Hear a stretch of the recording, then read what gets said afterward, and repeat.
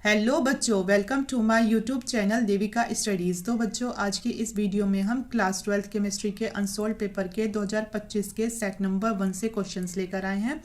और जिसने इसके और पार्ट्स नहीं देखे तो वो हमारे चैनल पर जाकर वीडियो को ज़रूर देखें। आपको एग्ज़ाम में इससे खूब हेल्प होने वाली है। तो आज की इस वीडियो में हम एक तो ये वाले क्वेश्चंस कराएंगे, एक ये वाला कराएंगे और एक अथवा वाला, मतलब ये जो तीनों अभिक्रियाएं दे रखी हैं इन्हें भी कराएंगे। तो ये क्वेश्चन 5-5 नंबर के पूछे गए हैं, तो ये इंपॉर्टेंट क्वेश्चंस हैं।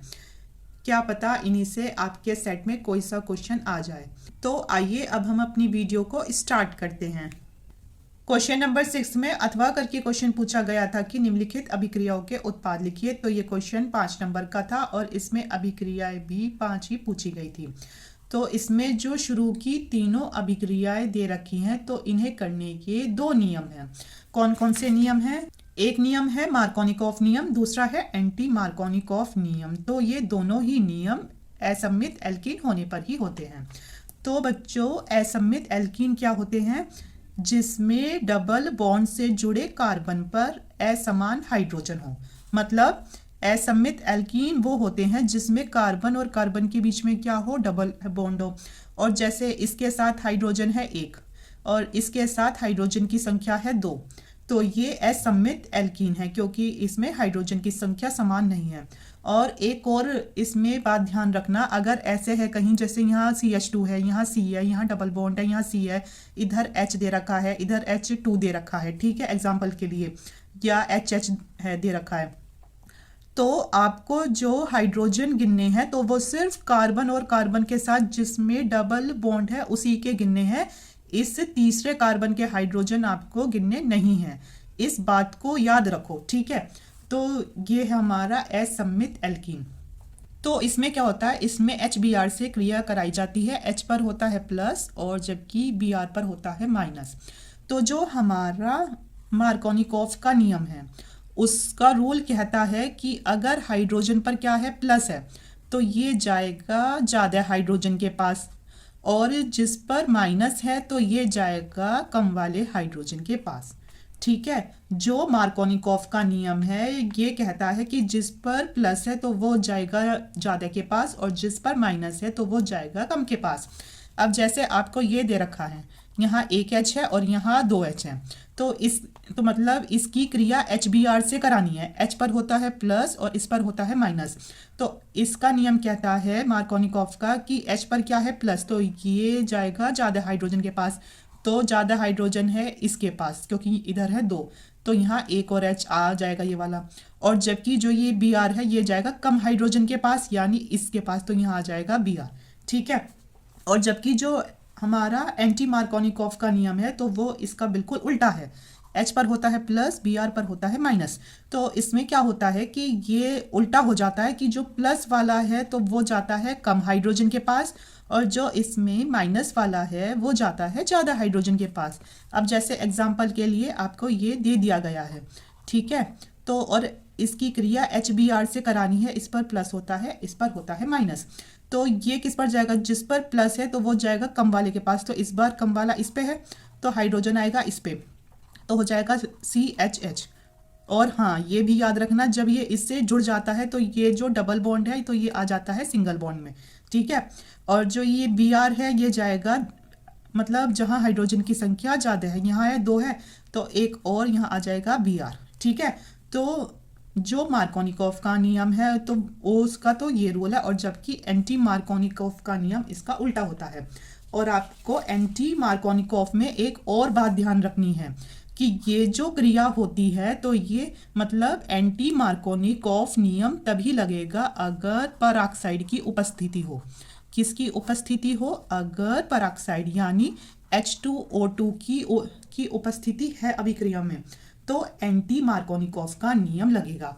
और इसमें आपको एक और बात याद दिला दूं कि अगर इसमें कहीं ये है बेंजीन रिंग है तो उसे कह सकते हैं पीएच यानी इसे कह सकते हैं फेनिल, ठीक है। अगर एग्जाम में कहीं इसकी जगह सिर्फ पीएच लिखा आ रहा है तो उसका मतलब है कि वो क्या है?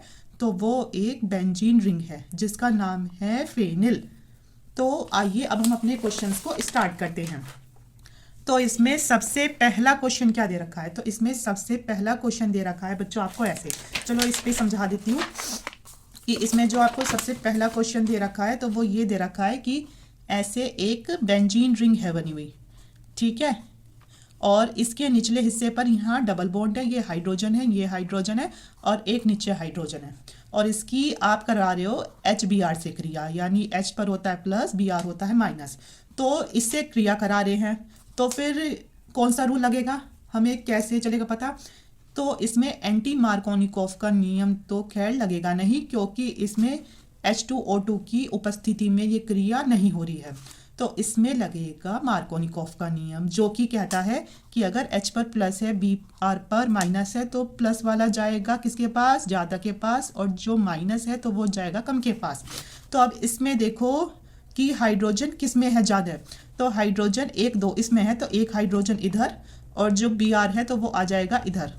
अब आप सोचोगे कि इसमें कार्बन तो है नहीं, तो ये स्ट्रक्चर कुछ ऐसा है, हम इसकी जगह ऐसा लिख सकते हैं, अब ये ऐसे है ना, हाइड्रोजन दिया गया था, फिर ये था, फिर हाइड्रोजन था, फिर हाइड्रोजन था, तो ये तो आपको पता है कि जो कार्बन है, कार्बन के साथ हाइड्रोजन ही जुड़े होते हैं, तो इधर भी कार्बन ही था, जब ही ये इसके इधर क्या था, तो ये था double bond, carbon double bond, carbon क्या होता है, तो ये एल्कीन होता है, क्या होता है, एल्कीन होता है, ठीक है। तो ये वाला स्ट्रक्चर कुछ इस तरह से था, तो जो इसका उत्पाद बनेगा, तो पहले इसमें ये ही बना लो फिनिल, यानी बेंजीन रिंग बना ली, और यहाँ H है, और आपको बाद में बताया था कि जब HBr उसमें जोड़ देते हैं तो ये क्या बन जाता है, सिंगल बॉन्ड, और यहाँ H है और यहाँ भी H है, तो आपको ये बताया कि हाइड्रोजन पर है प्लस, तो ये जाएगा ज़्यादा के पास, तो हाइड्रोजन एक इधर आ जाएगा और ये Br एक इधर आ जाएगा, तो ये इसका उत्पाद है, ठीक है। अब अगला क्वेश्चन देखते हैं हम। अब अगले क्वेश्चन में भी इसमें H2O2 की उपस्थिति नहीं दे रखी, यानी पेरोक्साइड की उपस्थिति नहीं है, तो इसमें लगेगा मार्कोनिकॉफ नियम, और अभी समझाया है मार्कोनिकॉफ नियम, तो ये कैसे होगा, इसमें ये स्ट्रक्चर बना लो पहले आप, CH2 है, single bond, CH single bond कर दो, क्योंकि जब इससे HBr जुड़ेगा तो हो जाएगा सिंगल बॉन्ड। अब इसमें हमें HBr को जोड़ना है, तो आपको बताया है जिस भी कार्बन के पास डबल बॉन्ड है तो उसके ही हाइड्रोजन को देखना है, आप इस वाले हाइड्रोजन को नहीं गिनोगे इसमें, ठीक है ना, या तो इसे गिनोगे या इसे गिनोगे, तो इस वाले कार्बन के पास कितने हाइड्रोजन है, तो इसके पास है 2, तो इसका मतलब हाइड्रोजन इसके पास ही जाएगा, तो अब ये CH2 की जगह क्या हो जाएगा, CH3 हो जाएगा, है ना, समझ में आई बात, तो इसमें क्या हो जाएगा, तो ये हो जाएगा बच्चों CH3, ठीक है, हो गया CH3, और इसमें क्या जुड़ना था, इसमें जुड़ेगा ऐसे करके Br, बस, तो ये हो गया इसका आंसर। अब तीसरा दिया गया था, इसमें दी गई है H2O2 की उपस्थिति, और जब इसमें हमें पेरोक्साइड की उपस्थिति दी गई है तो इसमें लगेगा एंटी मार्कोनिकॉफ नियम, और एंटी मार्कोनिकॉफ का नियम क्या कहता है बच्चों, एंटी मार्कोनिकॉफ का नियम कहता है H प्लस Br माइनस है, तो जो इसमें, हाँ इसमें उसका उल्टा होता है, तो जो ये माइनस है ये जाएगा ज़्यादा वाले के पास, और जो ये प्लस है तो ये जाएगा कम वाले के पास, तो ये बना लो। और आपको बताया गया है कि ये पीएच क्या है, तो पीएच का मतलब होता है फेनिल, यानी इसमें है बेंजीन रिंग, तो इसे ऐसे ही लिखो, क्योंकि इससे तो कोई मतलब नहीं है, कार्बन को ऐसे लिखो, हाइड्रोजन को ऐसे ही लिखो, और यहाँ कार्बन है और यहाँ H है, यहाँ CH3 है, ठीक है, ऐसे दे रखा है। तो आपको इसमें ये समझाया था मैंने कि जिसके पास, मतलब जिस कार्बन के पास डबल बॉन्ड है उसी को देखना है, तो इसमें हाइड्रोजन की संख्या 1 है, इसमें हाइड्रोजन की संख्या 1 है ना, तो इसमें क्या होगा, तो हाइड्रोजन कहाँ आगे जुड़ेगा, तो हाइड्रोजन इसमें होगा कम वाले के पास, तो इसमें कम हाइड्रोजन है यहाँ, तो इधर आ जाएगा क्या, इधर आ जाएगा हाइड्रोजन, और जबकि इधर लग जाएगा सिंगल बॉन्ड, और Br पर है माइनस, तो ये जाएगा ज़्यादा वाले के पास, इसका मतलब Br आ जाएगा इधर, ठीक है, तो ये इसका उत्पाद है। अब अगली अभिक्रिया दे रखी है क्या, अगली दे रखी है C6H5Br plus 2Na plus Br CH2 और इसे शुष्क ईथर की उपस्थिति में गर्म किया जा रहा है, तो ये है बच्चों वुर्टज फिटिंग अभिक्रिया। कौन सी है, तो ये है वुर्टज फिटिंग अभिक्रिया, क्योंकि इसमें शुष्क ईथर की उपस्थिति में गर्म किया जाता है। तो ये क्या करती है वुर्टज अभिक्रिया, इसमें क्या है 2Na है, तो ये Na Br अलग निकल जाता है, तो इसका बी आर, इसका बी आर, तो ये तो अलग आ जाएगा। और ये ऐसा का ऐसा ही यहाँ उतर जाएगा। क्या क्या उतरेगा? शुरू में तो है, चलो इधर कर देती हूँ, तो शुरू में तो है C6H5 और साथ में CH2 CH2 CH2 CH3 और प्लस ये क्या आ गया, और प्लस आ गया यहाँ 2NaBr। क्या आया? 2NaBr। तो इसमें क्या बनता है ये? तो इसमें बनता है, इसका नाम लिखना चाहोगे तो ये हो जाएगा एक फेनिल, एक पर है क्या, एक पर है फेनिल और साथ में ब्यूटेन। तो ये क्यों लगा है ब्यूटेन? ब्यूटेन का मतलब इसमें कितने कार्बन है? तो इसमें 4 कार्बन है। और जो फेनिल है तो इसका मतलब कि ये क्या है? बेंजीन रिंग है, जो कि 1 नंबर पर है। अगर इसकी नंबरिंग करेंगे तो 1 2 3 4 ऐसे होगी ना, तो इसलिए तो एक फेनिल ब्यूटेन इसका नाम होगा। अब आखिरी अभिक्रिया है इसकी, ये दे रखी है, तो ये वाली है डाई एजोनीकरण। कौन सी है? तो ये अभिक्रिया है डाई एजोनीकरण। याद रखना, ये वाली अभिक्रिया है डाई एजोनीकरण। इसमें NaNO2 और प्लस HX की उपस्थिति में 273 से 278 केल्विन तक इसे अगर गर्म किया जाता है तो क्या बनता है? तो इसमें N2X इसके ऊपर आ जाता है, N2X क्या आता है इसके ऊपर? तो इसके ऊपर आता है N2X और इसका नाम होता है बेंजीन डाई एजोनियम। क्या है इसका नाम? Benzene diazonium. Benzene diazonium इसका नाम है। और प्लस आ जाएगा NaX इसमें और प्लस 2H2O। तो ये इसमें 5 अभिक्रियाएं थी जो कि मोस्ट इम्पॉर्टेंट है, आपके सेट में भी आने के चांसेस है। इसलिए अगर ये आपको एक बार में समझ नहीं आई है तो आप इस वीडियो को दोबारा से देख सकते हैं। अगला क्वेश्चन पूछा गया था कि निर्जलीकरण अभिक्रिया से आप क्या समझते हैं? अल्कोहल की निर्जलीकरण अभिक्रिया की क्रियाविधि को समझाइए। तो ये क्वेश्चन 5 नंबर का पूछा गया था और ये बहुत ही आसान क्वेश्चन है। तो इसमें हम समझेंगे कि निर्जलीकरण क्या होता है। तो बच्चों, आपको इसके नाम से ही पता चल रहा होगा कि जल का बाहर निकलना ही निर्जलीकरण कहलाता है। मतलब इसमें से H2O निकल जाता है। तो आपसे पूछा जाएगा एग्जाम में कि निर्जलीकरण अभिक्रिया क्या है। तो आप एग्जाम में लिख कर आना कि अल्कोहल को सांद्र सल्फ्यूरिक अम्ल यानी H2SO4 की उपस्थिति में गर्म करने पर जल का अणु निष्कासित हो जाता है। मतलब जल का अणु निकल जाता है। तो यह अभिक्रिया निर्जलीकरण अभिक्रिया कहलाती है। ठीक है, एक बार और समझ लो कि ये मतलब होती क्या है। तो इसमें अल्कोहल को सांद्र सल्फ्यूरिक अम्ल यानी H2SO4 की उपस्थिति में गर्म करते हैं तो इसमें से जल का अणु निकल जाता है। तो इसी अभिक्रिया को निर्जलीकरण अभिक्रिया कहते हैं। अब आपसे इसमें अगला क्वेश्चन पूछा गया है कि अल्कोहल की निर्जलीकरण अभिक्रिया की क्रियाविधि को समझाइए। तो बच्चों, अल्कोहल का निर्जलीकरण क्या होता है? तो अल्कोहल को सांद्र सल्फ्यूरिक अम्ल यानी H2SO4 की उपस्थिति में जब गर्म करते हैं तो एल्कीन बनता है। क्या बनता है? तो इसमें एल्कीन बनता है। तो हम इसमें कौन सा अल्कोहल लेंगे? तो हम इसमें ले रहे हैं एथिल अल्कोहल यानी CH3CH2OH एथिल अल्कोहल। तो ये कौन सा अल्कोहल है बच्चों? तो ये होता है एथिल अल्कोहल।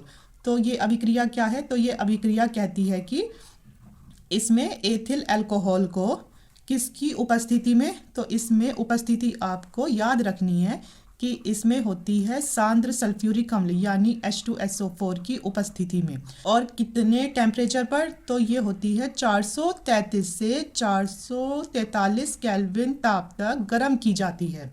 तो हमारा क्या बनता है? तो इसमें एथीन बनता है। क्या बनता है? एथीन। और एथीन का सूत्र होता है CH2 डबल बॉन्ड CH2। तो इसे एथीन भी कह सकते हो और या इसको आप एथिलीन भी कह सकते हो। क्या? एथिलीन भी है इसका नाम। और प्लस H2O इसमें से निकल जाता है। तो अब इसे एक बार अच्छे से समझिए। आपको सिर्फ समझाने के लिए बता रही हूँ कि जैसे हमें दे रखा है CH3CH2OH, तो आपको पता है इसमें क्या हो रहा है अल्कोहल का? तो इसमें अल्कोहल का हो रहा है निर्जलीकरण। तो इसमें से H2O आ जाएगा बाहर। तो OH तो इसका ले लिया और इसमें से एक H आया तो H2O तो आ गया बाहर। अब इधर क्या बचा? अब इधर बचता है CH2 और एक ये CH2। तो अब ये दोनों क्या काम करेंगे? क्योंकि देखो, इससे एक इलेक्ट्रॉन गया, इससे एक इलेक्ट्रॉन चला गया, तो फिर इन दोनों का एक एक इलेक्ट्रॉन मुक्त होगा तो ये आपस में साझेदारी करके क्या बना लेंगे, तो ये बना लेंगे आपस में डबल बॉन्ड को। ठीक है, तो ये इसमें डबल बॉन्ड इसलिए आया क्योंकि इसमें कार्बन और कार्बन ने आपस में साझेदारी कर ली, क्योंकि इससे H और इससे OH चला गया बाहर। ठीक है, इसीलिए हुआ ये। अब है इसकी क्रिया विधि। तो क्रिया विधि तो और भी आसान है क्योंकि ये सिर्फ 3 स्टेप में होती है। आपको बस इसमें याद रखना है कि जो इसकी क्रिया विधि होती है तो वो होती है 3 स्टेप में। एक स्टेप होता है कि अल्कोहल का प्रोटोनीकरण। क्या? अल्कोहल का प्रोटोनीकरण मतलब H आयन इसमें जुड़ जाता है, मतलब जो हमने ये अल्कोहल लिया था इसके साथ H आयन जुड़ जाएगा। H आयन ही क्या होता है, तो ये होता है प्रोटॉन।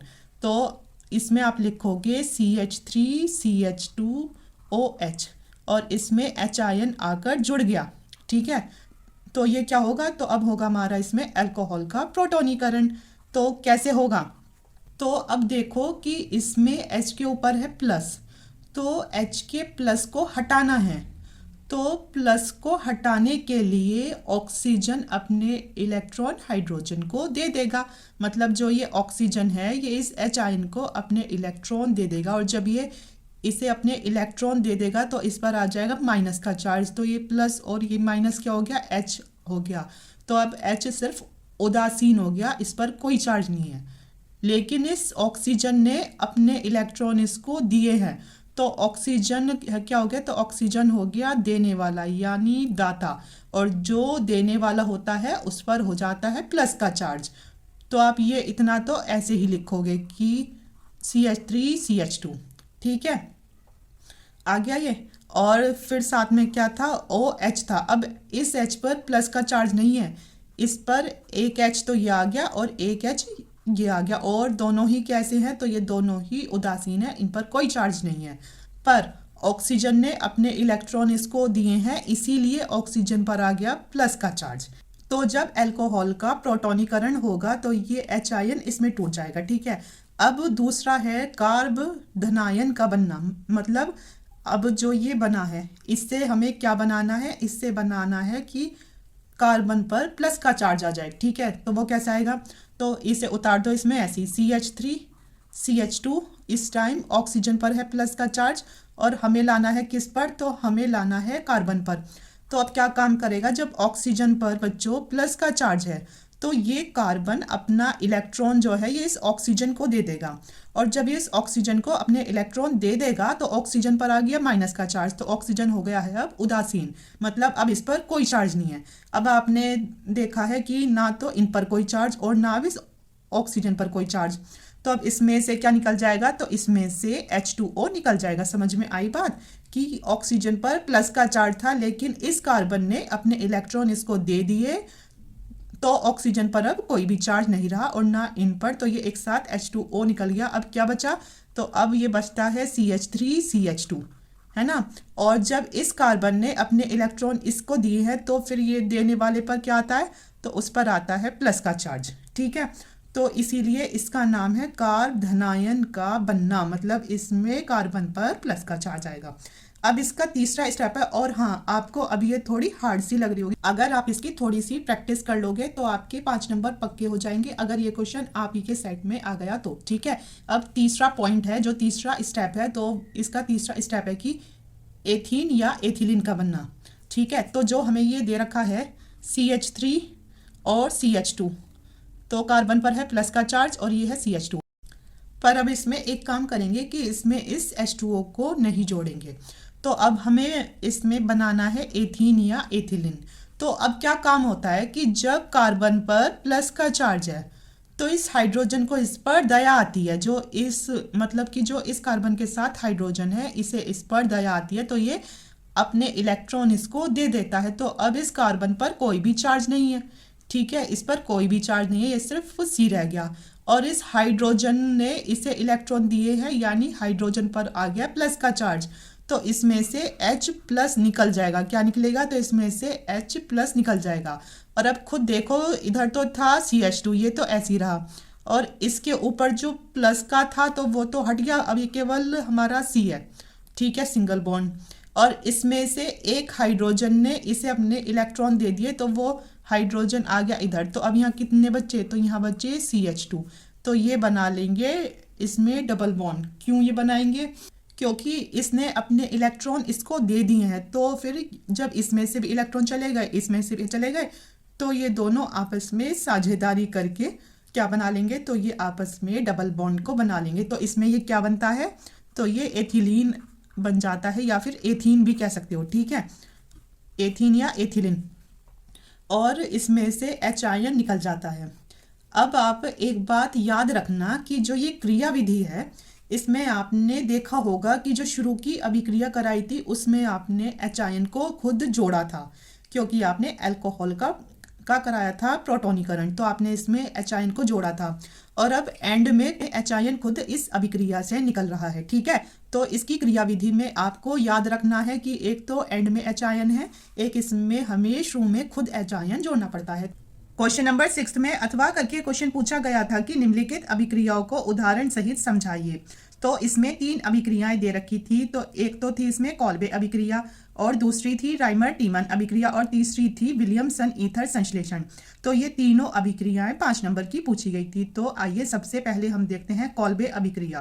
तो अगर आपको एग्जाम में कॉल्बे अभिक्रिया की जगह कॉल्बे श्मिट अभिक्रिया लिखा हुआ मिले तो फिर कंफ्यूज नहीं होना, क्योंकि इनका एक ही अर्थ है, ठीक है। तो आपको एग्जाम में कॉल्बे अभिक्रिया भी दे सकता है और कॉल्बे श्मिट अभिक्रिया भी लिखा हुआ दे सकता है, ठीक है। तो आपको सबसे पहले पता होना चाहिए कि इस अभिक्रिया में क्या मिलता है। तो इस अभिक्रिया में हमें मिलता है सैलिसिलिक अम्ल। क्या मिलता है, तो इस अभिक्रिया में मिलता है सैलिसिलिक अम्ल। तो आप याद रखो कि जहाँ भी क्या आए, तो जहाँ भी सैली आए, तो इसका मतलब होगा कि बेंजीन रिंग के ऊपर OH, ठीक है। जहां भी सैली आएगा तो उसका मतलब होगा कि वो क्या है, फिनोल है, ठीक है। तो इसमें हमें क्या मिल रहा है, इसमें मिल रहा है सैलिसिलिक अम्ल। तो ये तो हो गया है सैलिसिलिक। अब और क्या मिल रहा है साथ में, और मिल रहा है अम्ल। अम्ल का मतलब होता है बच्चों COOH। तो इसमें आपको क्या मिलेगा, तो इसमें आपको मिलेगा सैलिसिलिक अम्ल। तो इसमें पहले बना हुआ बेंजीन रिंग, उसके ऊपर OH और उसके साथ COOH, ठीक है। तो ये क्या बन गया, तो ये बन गया है सैलिसिलिक अम्ल। तो जो कॉल्बे अभिक्रिया है इसमें मिलता है सैलिसिलिक अम्ल, ठीक है। इसमें आपको याद रखना है कि आपको COOH बनाने से पहले COONA को बनाना पड़ेगा। तो इसमें इससे पहले क्या बनेगा, तो इससे पहले इसमें बनेगा, पहले तो ये ऐसा ही रहेगा फिनोल, और ये COOH की जगह आ जाएगा COONA। तो इसका नाम क्या होगा, तो इसका नाम होता है सोडियम सैलिसिलेट। क्या होता है इसका नाम, तो इसका नाम होता है सोडियम सैलिसिलेट, सोडियम सैलिसिलेट। अब देखो इसमें भी क्या आ रहा है, इसमें भी आ रहा है सैली। तो सैली का मतलब कि बेंजीन रिंग के साथ क्या जुड़ा हो, OH जुड़ा है, ठीक है। तो इसीलिए इसका नाम है सोडियम सैलिसिलेट। तो बच्चों आपको याद रखना है कि आपको कॉल्बे अभिक्रिया में क्या बनाना है, तो इसमें बनता है सैलिसिलिक अम्ल, तो उससे पहले बनाना पड़ता है सोडियम सैलिसिलेट। अब ये क्या है, ONA है। तो ये ONA से क्या बनेगा, मतलब ONA होगा, अगर बेंजीन रिंग के ऊपर हम ONA लिख दे तो ये बन जाता है सोडियम फिनॉक्साइड। क्या बन जाता है, तो ये बन जाता है सोडियम फिनॉक्साइड, सोडियम फिनॉक्साइड, ठीक है। अगर सोडियम देखो ONA तो आ गया, लेकिन अभी यहाँ क्या है CO2, तो साथ में CO2 से भी क्रिया हुई है। और इसमें याद रखना है कि इसका तापमान रखना है 125 डिग्री सेल्सियस। कितना, 125 डिग्री सेल्सियस। अभी ये आपको थोड़ी अलग सी लग रही होगी, पर अगर आप इसकी जैसे मैं समझा रही हूँ ऐसे ही प्रैक्टिस करोगे तो आप इसको आसानी से कर पाओगे। आपको इन अभिक्रियाओं में सबसे ज़्यादा क्या याद रखना है, आपको सबसे ज़्यादा याद रखना है कि इसमें आपको क्या मिलने वाला है, ठीक है। फिर आप उससे भी इस अभिक्रिया को आसानी से कर पाओगे, और ये होती है HCl की उपस्थिति में। तो बच्चों कॉल्बे अभिक्रिया क्या होती है, तो इसमें सोडियम फिनॉक्साइड को जब CO2 के साथ गर्म करते हैं, इसमें सोडियम फिनॉक्साइड को CO2 के साथ जब गर्म करते हैं तो सोडियम सैलिसिलेट बनता है। तो क्या बनता है, तो इसमें सोडियम सैलिसिलेट बनता है, जिसे तनु HCl के द्वारा अपघटन करने पर सैलिसिलिक अम्ल बनता है, ठीक है। मतलब जो सोडियम सैलिसिलेट है, अगर उसे तनु HCl के द्वारा अपघटित करेंगे तो हमें सैलिसिलिक अम्ल मिल जाएगा। तो ये थी कॉल्बे श्मिट अभिक्रिया। अब अगली अभिक्रिया है, इसमें अगली है राइमर टीमन अभिक्रिया। तो एग्जाम में अगर राइमर टीमन आ जाए या फिर रीमर टीमन आ जाए, इन दोनों का अर्थ एक ही होता है। तो इसमें आपको याद रखना है, इसमें क्या मिलता है, इसमें मिलता है सैलिसिल एल्डिहाइड। क्या मिलता है, इसमें मिलता है सैलिसिल एल्डिहाइड। और एल्डिहाइड का सूत्र क्या होता है, एल्डिहाइड का सूत्र होता है बच्चों CHO। क्या, CHO। और आपको अभी समझाया है कि सैली का मतलब, तो सैली का मतलब है बेंजीन रिंग के ऊपर OH, बेंजीन रिंग के ऊपर OH और साथ में एल्डिहाइड। एल्डिहाइड का मतलब इसमें हमें CHO और जोड़ना पड़ेगा। तो जब हमने इसमें CHO जोड़ दिया, और हाँ इसमें एक और चीज़ याद रखो कि जब इसकी HCl से क्रिया करा रहे हैं, देखो OH तो ये रहा इसमें, और इसमें आ गया COOH, तो इसमें क्या बचता है, इसमें NaCl और बचता है। कॉल्बे अभिक्रिया में NaCl और बचता है, ठीक है। अब इसमें देखते हैं, राइमर टीमन अभिक्रिया करा रहे थे हम इसमें, तो ये क्या बन गया, तो ये बन गया हमारा salicyl aldehyde. Salicyl aldehyde, salicyl aldehyde बनता है इसमें। तो ये कैसे बनेगा बच्चों, तो ये बनेगा सिंपल। इसकी आपको किससे क्रिया करानी है, तो इसकी करानी है आपको इसमें, तो इसकी होगी फिनोल से क्रिया। फिनोल और प्लस यहाँ क्या है, तो इधर है CHO। CHO का मतलब इधर ले लेंगे कुछ CH तो आना ही चाहिए। तो ये किस में आता है, तो ये आता है CHCl3 यानी क्लोरोफॉर्म में। तो ये क्या है, तो ये है क्लोरोफॉर्म, ठीक है। और प्लस साथ में NaOH भी लेना पड़ता है इसमें, क्या, NaOH। और इसका जो तापमान होता है, तो इसका तापमान होता है 33 केल्विन, 333 केल्विन पर इसे क्या करते हैं, गर्म करते हैं, ठीक है। तो ये बन गया हमारा ये। और साथ में क्या निकलेगा, अब इसमें से देखो CHO तो आ गया यहाँ, CHO तो आ गया इधर। अब इसमें एक NaCl है, NaCl है, और साथ में क्या है, और साथ में H2O है, जल भी निकलेगा इसमें से H2O, ठीक है। इसमें साथ में निकला है H2O। अब इस अभिक्रिया को संतुलित कैसे करेंगे बच्चों, अब ये बताओ आप मुझे कि जब यहाँ NaCl है, तो आपको अगर इसे संतुलित करना है, आपको इधर Cl कितने दिख रहे हैं, 3, ठीक है। तो इधर और इधर कितना है, 1, तो यहाँ लगा दो 3 Cl। और जब 3 Cl हो गए तो इसका मतलब Na भी 3 हो गए, तो इस Na के आगे भी आप लगा दोगे 3। और जब Na के आगे 3 हो गए तो इसका मतलब हाइड्रोजन भी 3 हो चुके हैं, ये 3 हाइड्रोजन ये हो गए, और एक चौथा हाइड्रोजन ये हो गया। और जो इसमें ऑक्सीजन है ये कितने हो गए, 3। तो 3 ऑक्सीजन तो चल जाएंगे इसमें, क्योंकि O तो ये तो है ही यहाँ, लेकिन एक O इधर भी तो आया था, तो इसीलिए ये 2 ऑक्सीजन हो गए। तो इसका मतलब यहाँ 2 से गुना हो जाएगी, ठीक है। तो ये हमारी राइमर टीमन अभिक्रिया या फिर रीमर टीमन अभिक्रिया।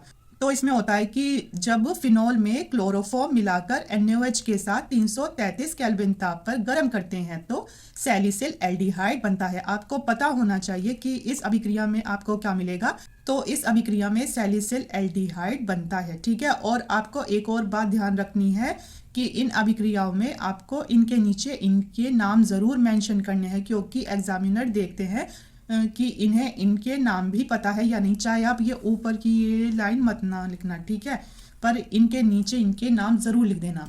अब तीसरी है इसमें विलियमसन संश्लेषण अभिक्रिया। या तो आएगा विलियमसन संश्लेषण और या फिर आएगा विलियमसन ईथर संश्लेषण। तो इसमें क्या प्राप्त होगा, तो इसमें तो खुद दे रखा है कि ईथर है, तो इसमें ईथर प्राप्त होगा। और ईथर का सूत्र आपको पता होना चाहिए। ईथर का सूत्र होता है ROR। क्या होता है ईथर का सूत्र, तो ईथर का सूत्र होता है ROR। तो अब ये कैसे मिलेगा, अगर इसे हीट किया जाएगा किसे, RX को, और एक और RS में, तो उसमें कर देंगे RONA के साथ जोड़ देंगे उसे, ठीक है। तो जब RONA और प्लस RX को गर्म करते हैं तो ROR मिल जाता है, ROR, और क्या बचा NaX, और साथ में बचता है NaX। अब R की जगह आप क्या रख सकते हो, तो R की जगह रखा जाता है CH3 या फिर C2H5, और X की जगह रख सकते हो ClBrI कुछ भी, ठीक है। तो हम आसान करने के लिए R की जगह रखते हैं CH3, तो ये हो जाएगा CH3ONA प्लस R की जगह क्या रखा है इसमें तो इसमें रखा है हमने CH3, X की जगह हमने इसमें रखा है क्लोरीन Cl। इसे हमने गर्म किया तो यह आया CH3O CH3 और प्लस NaCl। ठीक है, तो इसका नाम तो है ईथर। तो अब ये क्या अभिक्रिया होती है, तो ये होती है कि एल्किल हैलाइड को, ये एल्किल हैलाइड होता है क्योंकि R होता है एल्किल समूह और X होता है हैलोजन समूह। तो एल्किल हैलाइड को सोडियम एल्कोक्साइड किसके साथ, एल्किल हैलाइड को सोडियम एल्कोक्साइड के साथ गर्म करने पर ईथर बनता है। तो ये थी 3 महत्वपूर्ण अभिक्रियाएं, और अगर आपको वीडियो पसंद आई हो तो आप ज़्यादा से ज़्यादा अपने दोस्तों के साथ शेयर कीजिए और हमारे चैनल को सब्सक्राइब कीजिए, और प्लीज़ वीडियो को लाइक शेयर और कमेंट ज़रूर कीजिए। Thank you.